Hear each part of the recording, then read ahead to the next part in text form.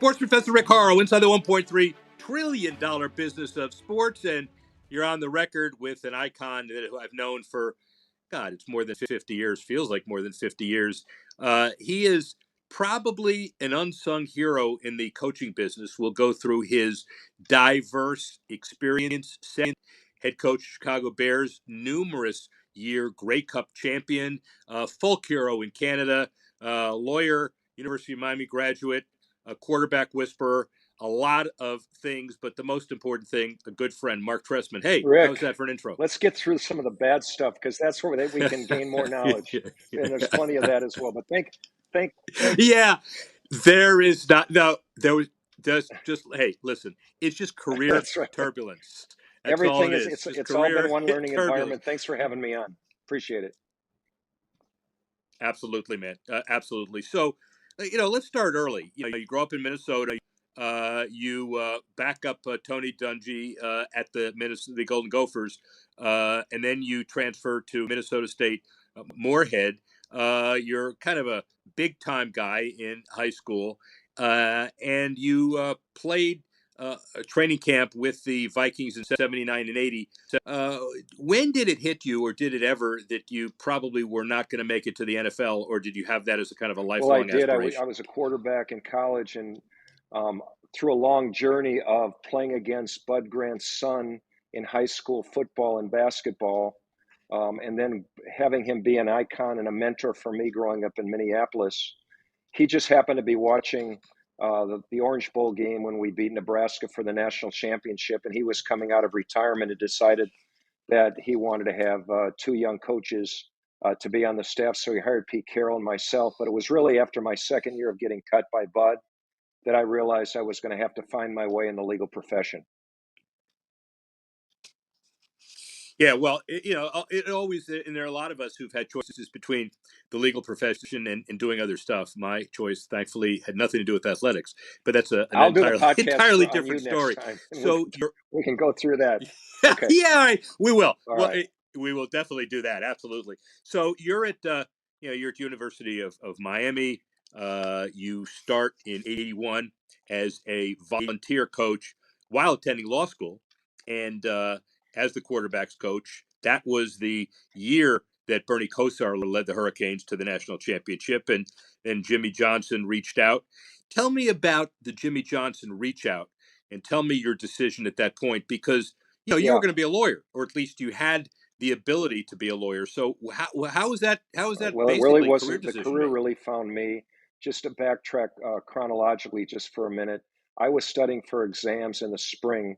I can't remember now whether it was 80 or 81, and I ran to the defensive backfield called Mike Archer, who was on Coach Schnellenberger's staff. Jim Kelly was the quarterback at the time, and Coach was looking for a volunteer assistant, and Mike and I started talking.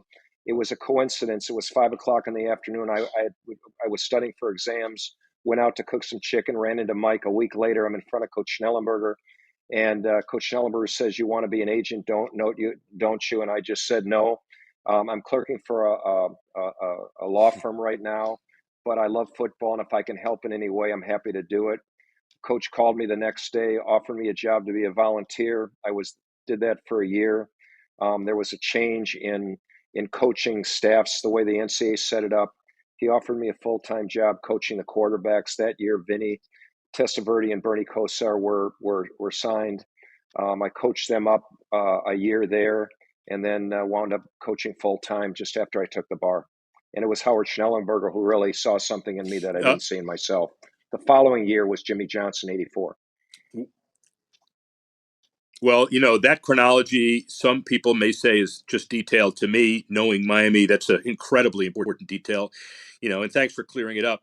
At what point in that chronology did you basically make the decision, it's a law firm or something I really want to do? Or was it just No, kind of it was an evolutionary? easy fork in the road decision. Um, I knew I never wanted to be a lawyer after the first month of being in law school. I knew it wasn't for me, but I wasn't going to not get through it, finish and take the bar. I owed that to myself and my family. I didn't want to quit. Um, but when Coach Schnellenberger offered me a full-time job coaching the quarterbacks, it was really a no-brainer for me. And I said no to a personal injury litigation firm downtown in Miami, and said yes to Coach Schnellenberger. And fortunately, 6 months later, I was holding a national championship trophy and thinking this is the way it was going to be the rest of the way. And I certainly found out it would be much different. Was the are we related? Is this genetic kind of disdain for the law somehow? We may be the only two people that have made that career decision, and Well, the I funny thing suspect both about it pretty was, happy with before it. you continue, is I also had to turn down a job from a friend of mine. His name was Horrow, who was working on another project himself. We Yeah, can't let that go. no, we can't let that go. That was one of the Callie. I don't know if you know that. We'll introduce our buddy to ask some other technical questions. He's been in the same boat a few years later, but Marc Trestman is one of the few people in my life that ever said no to me in any context, and I will remember that as we make this interview incredibly short. But that's okay. So you made the right decision, and now you transition to the NFL as running backs coach for Bud Grant with Bud Grant in '85, and 20 years of coaching the Niners, the Raiders, the Browns, the Cardinals. In his first year of coaching these offenses, each team made a playoff run, and your reputation grew.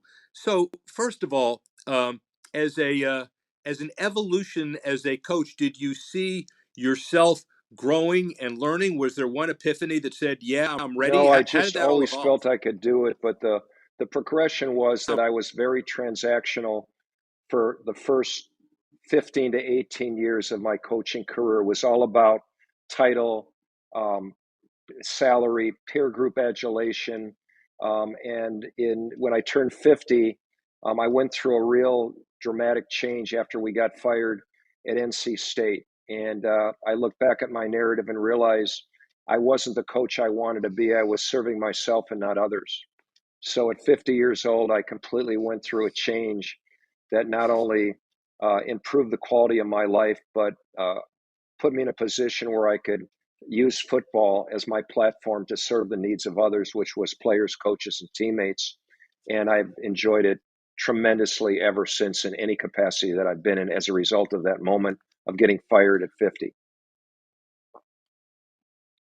well, and we're selling books here, so the Sport Business I've got a Handbook. copy. Where's the non-glare? Yeah, I know you do. You already have one. I don't need you to buy one. You can't afford it anyway. But the bottom line of all of this is that you have a very important chapter in the book, and we talk about you understanding, and I'm quoting here, that this is a people business of football. And then, as you said, your journey effectively caused you to understand that adversity opens doors. You got to stay humble and you got to have passion. Some would say that's common sense, but it's a lot more than common Well, sense. I, So I just elaborate a little think bit. that, people have to make sure they know what purpose is. And sometimes I think it's ill defined. And, football is a platform, it's what I do and what I did.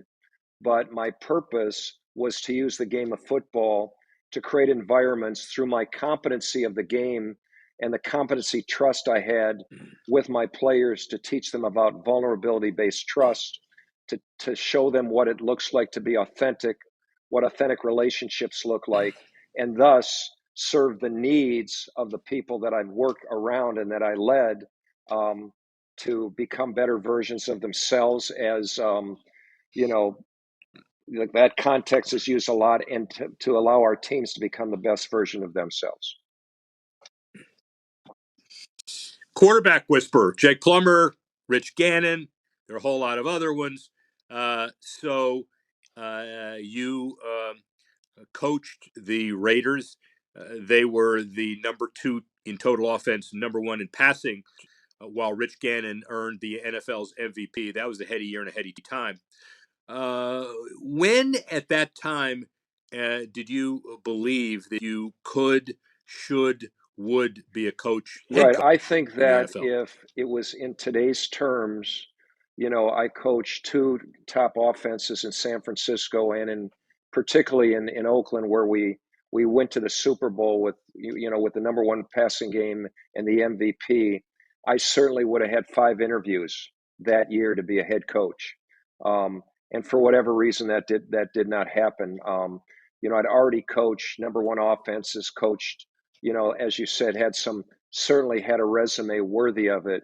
But for some reason or another, maybe because I look more like an accountant than a football coach, I never got the opportunity. And that's what led me to go to Canada, was just to get the opportunity to stand in the shoes of a head coach and use this formula of competency and vulnerability to lead a team. And that's what I was able to do by going to Montreal. And then thus, after 5 years in Montreal, only focusing on being the best coach I could be in Montreal, I got an opportunity to interview for the head coaching job of Chicago, not knowing anybody and having been out of the NFL for 5 years. So um, the only thing I can answer is if 2002 was today, I would have had one of these 7 openings, I'm sure. But that was not to be the case. Well, on the CFL side, just one question about that. It is interesting. You win the Coach of the Year in 09 and then in 17. What the hell were you doing Well, those other 8 years? I well, mean, why because didn't you win them every after year? the 12th season, I went to Chicago, and then I went to Baltimore, and then I went back to Yeah, Toronto, where we were right. fortunate enough again to have a Hall of And, Fame quarterback and win a championship the first year I was back there. and you're also a hero in Canada and still are a hero in Canada. And I'm going up to the NHL All-Star game next week, and I'm looking for Trestman Way, although I'm not No, you're sure I'm going to not. find it. Long I guess forgotten. Long no, I'm not going forgotten, to. Rick. I'm But probably not going to find it. Yeah, I understand. So, do you remember? So, you're back to the Bears. I want to fast forward. I want to talk about other stuff business-wise, and it's in your first season as the head coach of the Bears, you break team records in total yards over 6,100, passing yards 4,400, passing TDs 32. Do you remember the day that you were hired, and then do you remember the yeah, day that you were the fired? day I was hired, it was a long day. I got a call from the general manager late at night. And told me I was going to be the head coach of the Bears, and I was very. It was a very tiring day because there was a lot going on, and then I immediately had to get on a plane and fly in for a press conference, which I was very much overly tired for, um, and really didn't get to a chance to enjoy the moment of becoming the head coach because the timetable that Yeah. they had was way too fast. An example is, Jim Harbaugh got hired last week, and his press conference is a week later. He's got almost a week to get ready and prepare and do the things he needs to do. And we were dealing with trying to get some coaches hired almost that night and doing some things that made it difficult to enjoy the moment. So, Yep. um, and the day you were fired, was your Um, firing uh, expected I by didn't you? expect it.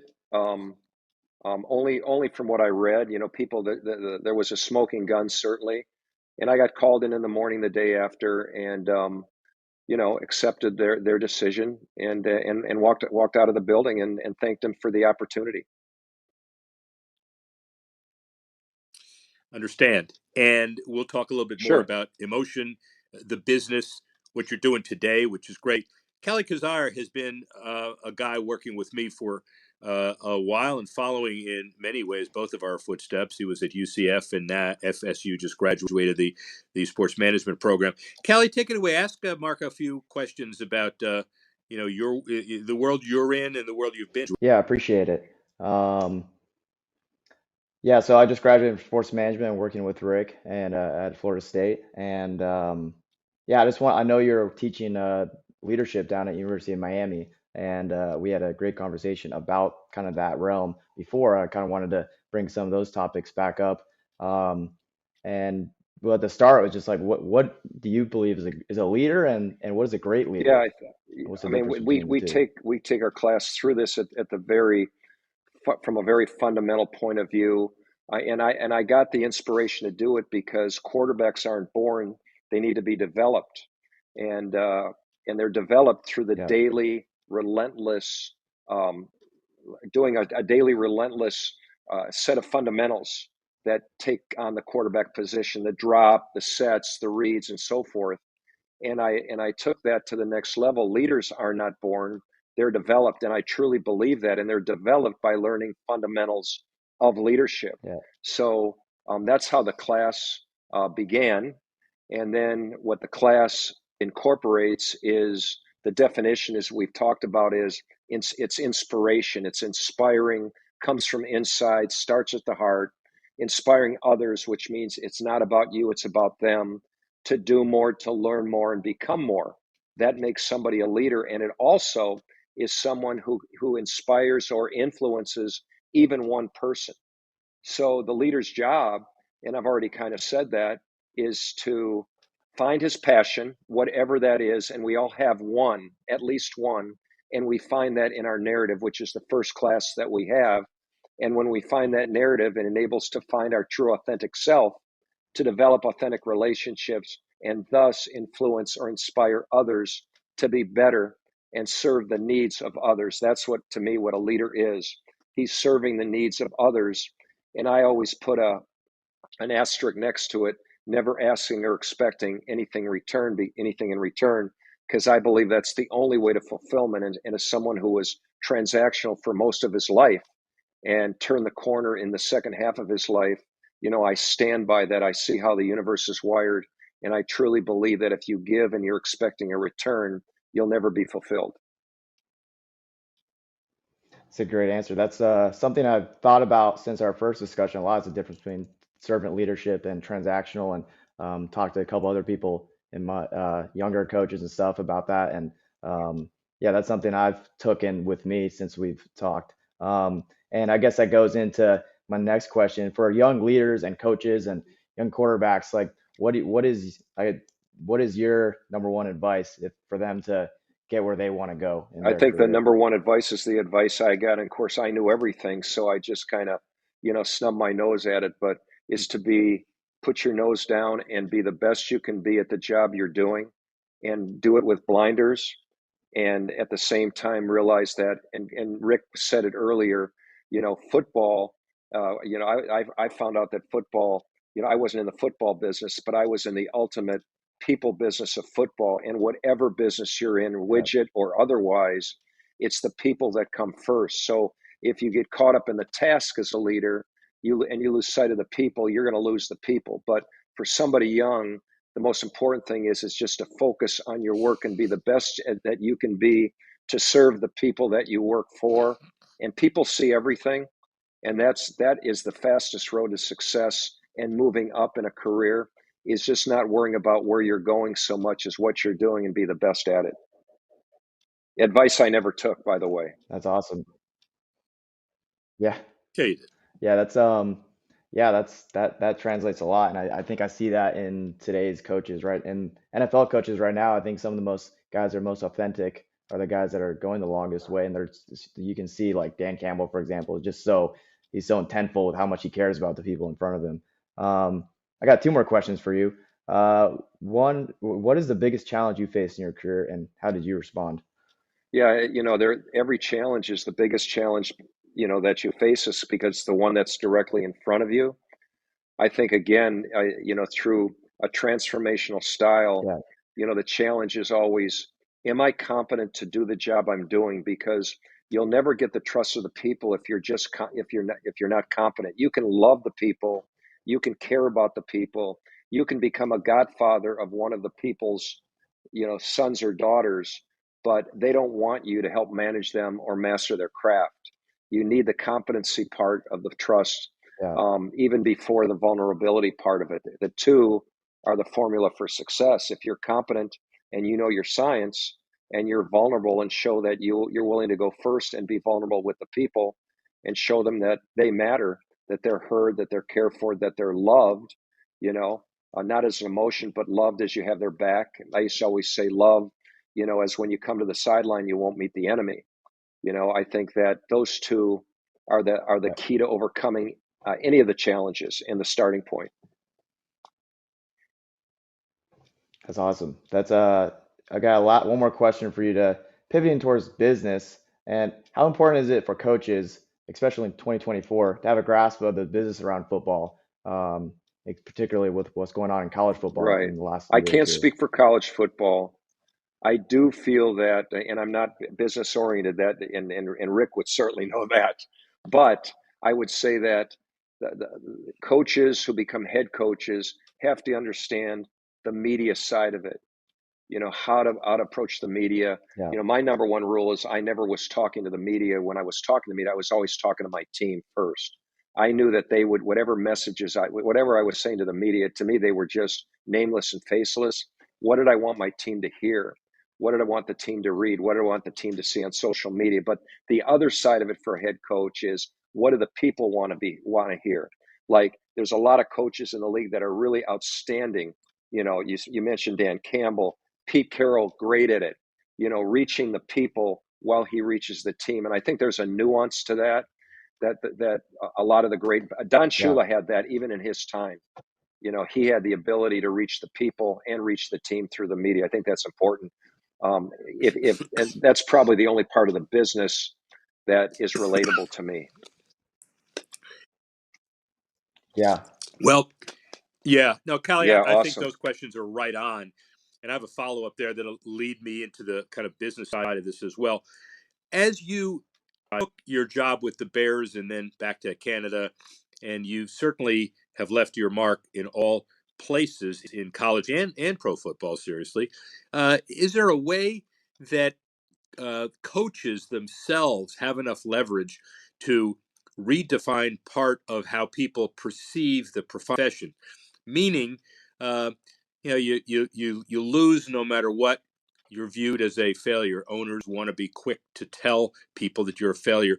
Is there any way to uh, evaluate your last, post 50 Marc Trestman is a very important person for people to understand. That doesn't automatically translate into wins and losses. How do you bridge the gap in Yeah. modern I football don't, maybe coaching, this is or do kind you? of not what you're looking for, Rick, but I'll just go back to the Bears. Like, you asked me about getting fired from the Bears. I mean, I made mistakes at the Bears. Did I make enough to get fired? It doesn't really matter. But when I look back, there were some things I could have done better. And I always talk to coaches about this now, whether they're assistants or head coaches. When you go into a building, you have to make sure that your core values, you have to know what they are, number one, because to me, when we talk about culture in a locker room, it's really the core values of the head coach, and they must be aligned with the general manager and the owner. If they're not, there's going to be problems. And the only way to overcome that lack of alignment is you have a great quarterback. The great quarterback can overcome anything in a coach's life. Every time I've been with a coach who's been productive, I've been considered a very good coach. When the quarterback, we didn't get the Cutler thing right in Chicago, and I got fired as a result of that. But the first part is alignment of values, knowing what your values are, knowing they're non-negotiable, and knowing that when it gets noisy, that you can stay on the rails, and the locker room understands that they have to assimilate those values. I think there's coaches right now in the league who have both the good quarterback, but they also have a value system that runs through the entire organization, particularly the inner circle of the head coach and the head coach, general manager, and the coordinators. Is there one Trestman skill, Trestman trait that has caused you to transcendental, that'll cause you to be successful and be hired in all of these different places and take away successes in all these different places? Yeah, One yeah. I skill, think one that trait? when I got in front of the team, they knew I knew the science of football. They knew once I opened my mouth that they were going to be able to master their craft, because I had the ability to take the science and the complexity of football and make it simple. That's number one. And then I was able, and this is the formula. You have to show your vulnerability. The first thing I did in front of my teams, I told them that I trusted them. So the virtue was not in asking them to trust me, which I don't believe a leader does. Some do, but you extend trust to the team. And the data shows that when you extend trust, people are normally going to be trustworthy. And then you have to earn it every day, and each and every day trying to get to know make sure that you're putting the people first. I think those that combination of those three things changed my life forever. And it was a result of taking the time to look back at my life, looking at the mistakes I made, really uncovering the things that my family taught me. Not a lot of them were not very good, and realizing that I had taken on a little bit of that and being transactional, and then turning my life around. And some people say you got to look back and see where the blood is to be able to move forward in your life. And at 50, I was able to do that. And really, to answer your question, that's how I did it, by taking a transformational point of view, making sure that I knew my job, and making sure that the people that I worked with knew that I cared about them more than I cared about winning on the scoreboard. So, a couple more. You're obviously know more football than the average bear with the whole forest. And I've heard you in a locker room, TSN. You know, I listened to riveted your pregame speeches before the Grey Cups. And damn, if you don't sound like Shakespeare, but people play for you, and they play like hell for you.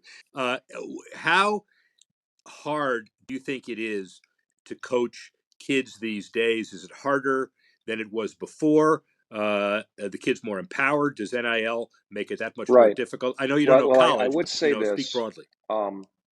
I didn't find players to be any different in the CFL than the NFL. Players want to be coached. They want to be heard. They want to be cared for and loved. I truly believe that is universal, regardless of the profession that people are in. Secondly, I had a chance to spend time for 3 days in training camp at Michigan, and I also was at training um, at the championship game in Houston, and spent 3 days practice and in meetings. Just being, Jim and I worked together in Oakland, and so I had a chance to watch him coach his team. There was no entitlement. There was no selfishness. Nobody was talking about how much money anybody was making. There's the nuance of dealing in social media because they all have their accounts. But the one thing I found with leaders, they have to be relentless. And if you're relentless and consistent with your values, um, I always said some of you guys will get it, some of you don't, but eventually you do. Eventually you create a wave. And what Jim did at the college level, he created a wave of no entitlement, selflessness, and love within the locker room. So it can be done. And what I've encouraged coaches in college to do, and I know a number of them have talked about them, you cannot use NIL as an excuse. Right now, it's the Wild West, and you know more about this than Yeah. I do, Rick. It's the Wild West, but if you want to make an excuse for it, you can. You want the players to have the money because they deserve it. So you make yourself vulnerable, and you tell them you're going to help in any way you can. But we got to put team about everything else, and then every day's got to be about team first. Till that you just knock it in their heads, and if you start and you really create a wave within the locker room. Can your buddy Oh, Jim pull it off there's with no the question Chargers? about it. I mean, the history shows that, he's succeeded wherever he's been, and he's walking a situation. The number one rule, which I didn't follow as a young coach on my journey, is you never go to a place they don't have a quarterback, and they have one. And if they have one, Yeah. Yeah. Well. yeah, and they have one. Yeah. If they have one, and they have one, and say it ain't so, but we didn't talk about this, and you don't have to answer it, but and my team is in the AFC, so they'll deal with them sometime or another. Does that quarterback need an offensive Who's that? Who's coordinator or a that? quarterback Who's whisperer that? here? Are we thinking about Oh, uh, I'm sure Justin Jim Herbert and has Marc Trestman? a really good staff planned, and I wish him well. Oh, okay, all right. That's a good enough answer. One more question, by the way, because we don't have enough time to do word association. All the coaches in your life are excellent. And who is the one coaching mentor hero of all of the coaches you've been around that you would want to talk about? It's really hard to pick one, because I swear that, from Howard Schneller, Jimmy Johnson, Bud Grant, Marty Schottenheimer, George Seifert, I was with Gruden. They all have, and I've probably missed a couple. They all have parts of all of them are in me. But I just remember going back to Bud Grant, because I played against his son, and he was my idol as a young boy, as the head coach of the Vikings, and then seeing him up in the stands in our games in both football and basketball. And then, the call he made to give me an opportunity at 28 years old to be in the National Football League. Howard Schnellenberg got me into the game because he saw something in me that I didn't see in myself. And Jimmy Johnson got Gil Brandt on the phone to stop me from going to college and wait another year because Jimmy knew I wanted to be an NFL coach. Just from a starting point, you're talking, Hall of Fame, Hall of Fame people. And but Bud was the most about, family first, and the job was second. All right, final question for my mentor and buddy. Where is Marc Trestman Well, I 5 years hope from now? we're doing the second edition of this podcast, and we're both breathing and Yeah, and all right. healthy, because health is wealth, and getting out to play golf a little bit more than we do. Maybe we're not so busy, but I'm thankful for every day. I'm so lucky. I've got these great group of students at the law school that it's our fourth year doing that, and they love it. We've taken a blind spot in education and we've turned it into something that's really important, which is everybody needs to learn how to lead regardless of their role. And we're teaching them basic fundamentals that whether a quarterback is 8, 18, 28, or 38, Rick, Callie, they're still got to learn fundamentals. That's no different for leaders. They can learn at 8, 18, 28, or 38, just like Mahomes and Brady. They still have the same fundamentals that they had to practice each and every day. So I'm passionate about it, changing lives each and every day. And I've been really blessed to have, the University of Miami, and built our little locker room there for the last 4 years. I will tell you this, and I'm dead serious about this. Football is much better off for having Marc Trestman been in it and been around it, and certainly life as well. And I'm honored to call you a friend, Marc. I really appreciate it. And we're definitely going to get together, and I'm going to beat the hell out of you in golf, and I'll consistently pound you like a drum. But that's life. Thanks Sports for your Professor Rick humility, Horrow, Rick. speak with you soon. Really appreciate it. It's been an honor to be on. Thank you.